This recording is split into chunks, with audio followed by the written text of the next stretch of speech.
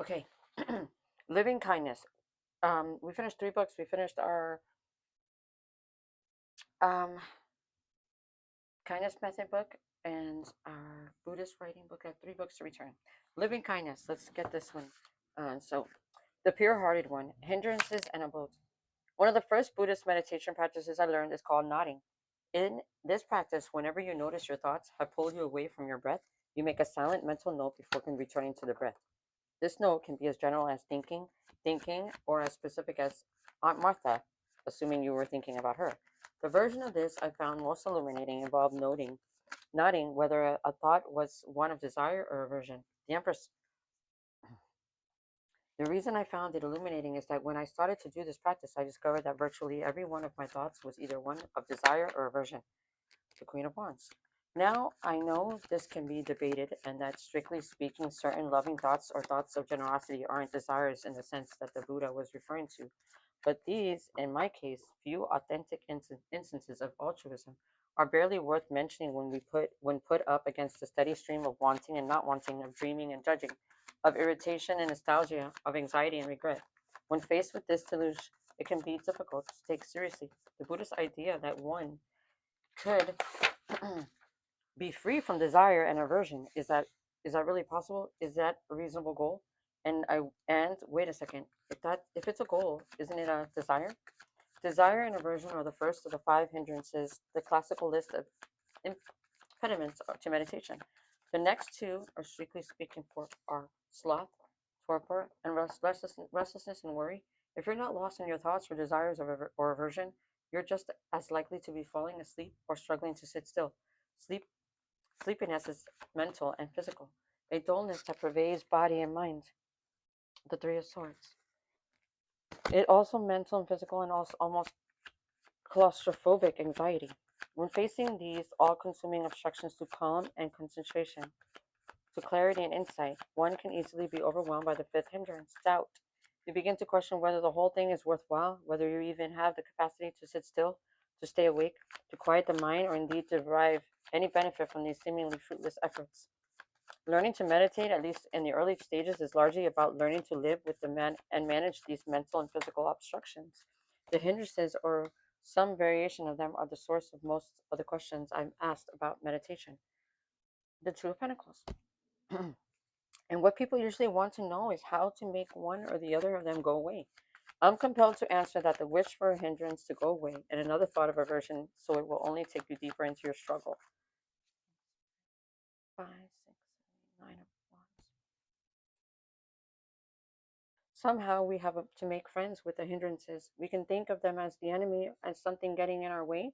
This idea, naturally enough, leads us back around to Metta and the rest of the Brahmaviharas. Bringing the attitudes of the Brahmaviharas to bear on the hindrances is one of the ways we can address them without creating more aversion.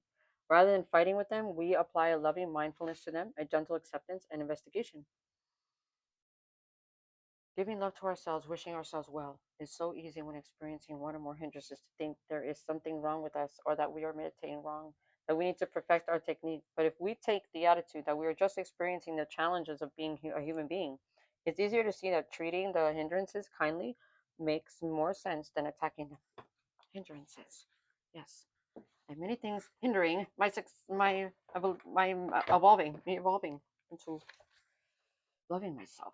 Many things were hindering me in a way. Okay, let's read these cards. First, we have the Empress in reverse.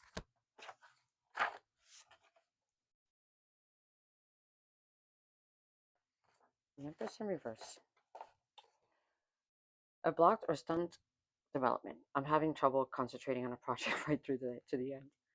They were saying about having trouble meditating. I'm not appreciating all that I have.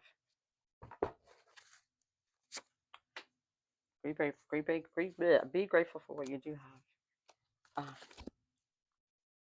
and work with that. Okay, obviously, you can't go outside of your means. Little by little. Queen of Wands. Queen of Wands. Okay, perfect. Queen of Wands.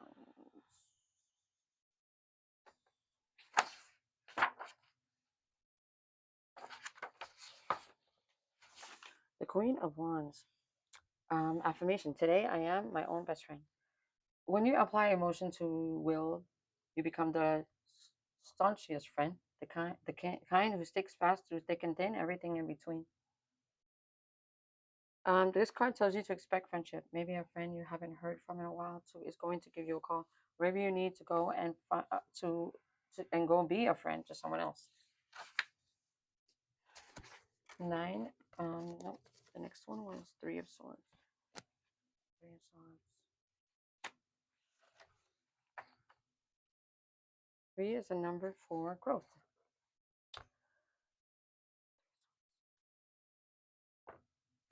The 3 of Swords is a heartbreak card. That the 2 tells us that there is no good decision to be made. So disappointment and sadness are a natural step. It's hard for people to allow themselves to feel pain. We want to go on as though it doesn't bother us, as though nothing serious has taken place. But pain is real and has to be faced straight on, accept and assimilated before it can truly be laid down and forgotten. This card may mean pain is on its way or it's present and must be accepted. Okay. And then we had the 9 of Wands and 2 of Pentacles. Okay. The 9 was the number for accomplishment, right? Yes, good job. Good job, Cha-Cha. 9, accomplishment. Your 9 of Wands represents the manifestation of will and personal power. You are on the winning side and have already won. Merely persevere and you will gain your desires. The reward for a job well done is another job. Stay on course because the end is in sight.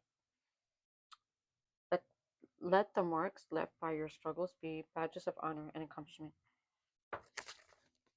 2 of Pentacles. The 2 is a number for 2. Both. What is it called? Pair. That's what I meant to say. The 2 of Pentacles and the 2 is the coin suit is often concerned with juggling money or time. The balance maintained in this case is apt to tumble at a moment, taking you back to 1 or on to 3. Extended the juggling theme can apply to any area of your life, whether that means finding the right balance between your material and spiritual life or giving enough to both work and family. How to keep your balance. Meditating helps with keeping your balance.